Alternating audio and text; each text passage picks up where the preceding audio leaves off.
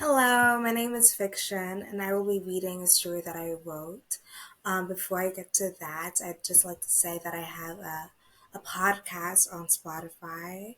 I mean, you're listening on. You might you might be listening to it. Ugh. I just wanted to say that I have a podcast on Spotify called We Are the Storytellers, same as this YouTube channel. So please check it out if you like what you hear. Okay, so here I start. Okay, okay.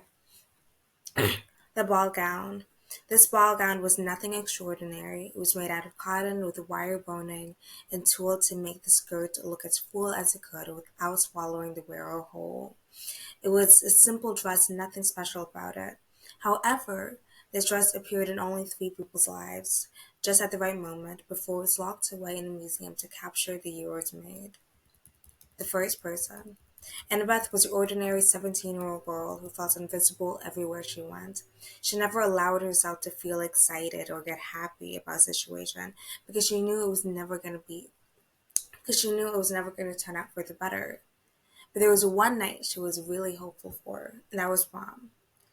Annabeth, when are you going to tell me Annabeth, when are you going to ask me for the money for prom? Your ticket, the dress, the makeup, limo, photography. You know money doesn't grow on trees. I need to prepare to get the money for you. I need to prepare to get the money together for you. I get it, Mom. I'll tell you how much I need tonight. I have to go. I'm late for school. I have to meet up with Little Rich and Casablanca. Why can't you use their real names when referring to them? And have a nice day. Don't forget to tell me later on today, okay? I call them these names because it's too much fun this way. And bye, Mom. Hello, Little Rich and Casablanca. Today is going to be mildly less shit. I can feel it in my bones. You know, this is our day. Of course you would say that.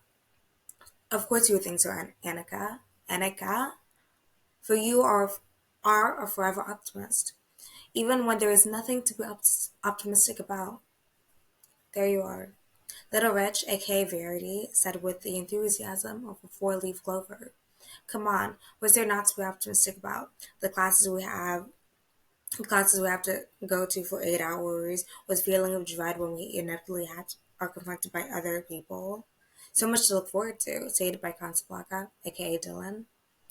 Or maybe it's just me, because I'm going to be sneaking off to see my secret lover.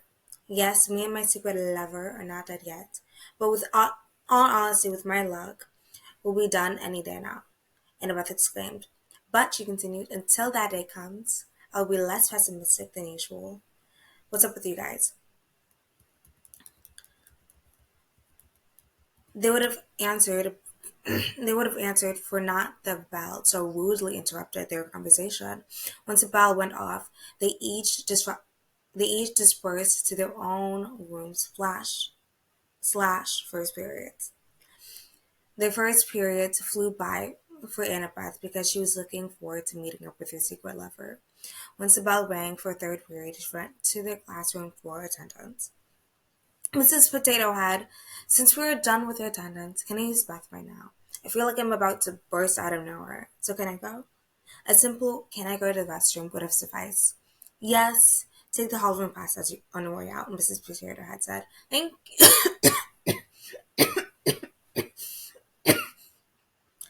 you.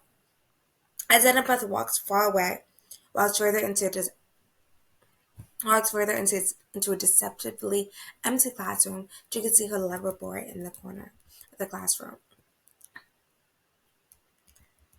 Hello, my lover, she said cheerfully, but as soon as the words came out of her mouth, she could suddenly feel the tension he was emitting from across the room. He was slowly walking toward, he, as he slowly turned, not saying a word, Annabeth knew she should leave as fast as she could.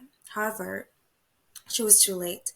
He reached her the moment she was about to abandon ship. He was the track star. It's no surprise he could get to her as it was no surprise he could get to her so fast. She was spun around by the neck. Then he whispered what he was going to do to her and why. The next hour felt like they were happening to someone else. After he finished, she was left in the room feeling disconnected from her body and soul. The bell of fourth period is what woke her up, and instead of walking to her fourth period, she calmly walked out of the front gates of the school toward the bench across the school and walked into the ocean.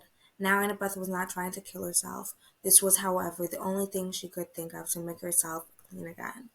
The only to be whole again. As she walked into the water, feeling resistance beneath her feet, she pushed forward until there was only water underneath her. Then she swam further. It was only when she could see the end of the dock did she stop, and Beth stayed until school was over and everyone had gone home. And that's when she swam back to shore and walked home. When she reached her front door, when she when she reached her front door, she was met by Verity and Dylan. It was at this moment they were able to communicate everything that she needed to say without a word being said. She asked, she once, and once that moment passed, Dylan let Annabeth into her bedroom, and Verity went to the kitchen to get her something to nibble on. When they when they met her in her room, they sat down and ate in silence for exactly 1 hour, knowing she was not ready to speak before Verity decided to speak up. Annabeth, I think it's time you told us what happened when you met him during third period. I went during third period. I went into the classroom. I was so excited to see him and be with him because I don't want. I was so excited to see him and be with him because we don't run into. I was so excited to see him and be with him because we don't run in the same circles and we're secret for goodness sake. So I was excited and happy, but when I saw him and looked at his eyes, I knew this secret rendezvous would be different. I tried to leave. I really did try, but I couldn't. After he left the room, I left. After he left the room, I left the room and walked directly into the ocean and stayed there for some time until I came home. What should I do? We already took a moment before he gathered. Took a moment. No, we already took a moment before he gave her all our options. Dylan was quite quiet the entire time. She assured Annabeth with her presence alone. With that, Annabeth got up off her bed and waited for Verity and Dylan to follow her as she walked into her parents to tell them what happened to her. Oh, honey, come here. We're going to get through this together, you and Annabeth's mother said. I'm calling the police no matter what. No, I'm calling the police. No one treats my baby girl that way, her father said as he walked to the house phone. The next couple of days blurred together. It was filled with repetition. And Beth went to school, met with Verity and Dylan before homeroom, went to all her classes, went to the police station to answer questions and fill out paperwork, and then went home with her parents and ate dinner, and then did her homework. And then she went to bed and did it all over again. Somehow in the middle of all of Annabeth's ex-lover, somehow in the middle of all of it, Annabeth's ex-lover was arrested for his crimes, and the news spread across the entire campus. Annabeth was mostly quiet during this time. Prom night is tonight, Annabeth's mother screamed before knocking on her daughter's door and then entering. Honey, honey, you do know you don't get to go to prom if you're not feeling up to it. We could celebrate at the end of school by ourselves at home with ice cream and a good movie, her mother said. No, I want to go. I bought her the tickets and everything, Annabeth said in a melancholy tone. All right, honey. Just know I'm with you no matter what. I know, Mom. As Annabeth was getting ready for the prom, she dug into the bottom of her closet and instead of finding her dress she made instead of finding the dress she had since middle school, she found the dress. The dress reminded her of a warrior princess, and when she put it on, she felt like one. Wearing this dress gave her the confidence she needed to face her classmates. When the clock hit 7 p.m., the doorbell rang. Annabeth went to the door enthusiastically to meet Little Rich, and Casablanca. And it, and it, no, and, I don't know, I'm saying the wrong word. Akina.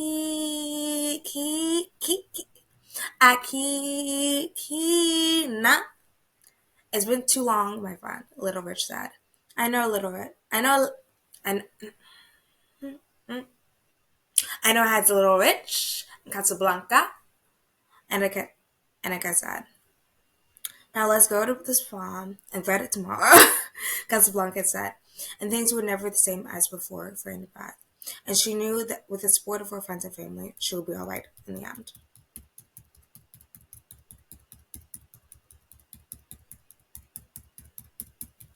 Okay. Person two. Okay. The second person the dress appeared to was Matthew. Matthew was your typical jock. I played football and dated the cheerleader captain. He was the type of guy that would wear the same outfit every day, and everybody thought he looked hot every day. But what nobody knew was Matt was bidding his time so he could move away from his small town. He was waiting for the day he could move to a big city, the type of city where no one would care about him, not to mention what he wore. Maddie, my guy, becoming prom king is definitely in the bag for you. I can feel it in my bones. It's also the most obvious thing to happen in this town. David said, "Well, duh, I'm going to be prom king, and if there was like a prom prince, it totes go to you, my man." And it's so fucking sweet, my guy. Like, dude, we gotta get serious. Like, if we want to make prom night our last night in this town, then we need to like pass these fucking classes, finals. And you know what? And you know, with my dumb ass, with my dumb ass, AP classes is not gonna be easy. You're acting like you don't know any. You don't. You're acting like you don't also have APs to study for. But yeah. I got you. My place after practice, we study. Bring. See? So you had to class, my man. Matthew said, yeah. After homeroom, a bitch, David hollered. Each class period zoomed past them before they knew it. They were they were at football practice.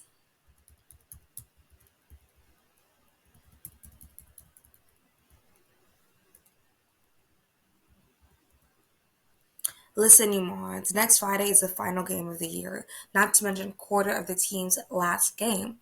On top of that, this is right before prom. So you better buckle down during the rest of our practices. During the rest of our practices, the coach screamed. But it's like definitely a sure win, Seth said. But it's like definitely a sure win, Seth slurred. Yes, which is why you need to buckle down and make sure we win and not act like brain dead morons thinking we're going to win and get surprised by your opponents and lose. Got it? Get it? Good. Start the drills. Coach screamed at the team. After hours of grueling practice is finally over, Coach is definitely gonna get too stressed out. After hours of After hours of grueling practice is finally over, Coach is definitely getting too stressed out about this game. With the best team in my district, we're of course not gonna lose next game next Friday. Meet at meet at your house, Maddie. David said.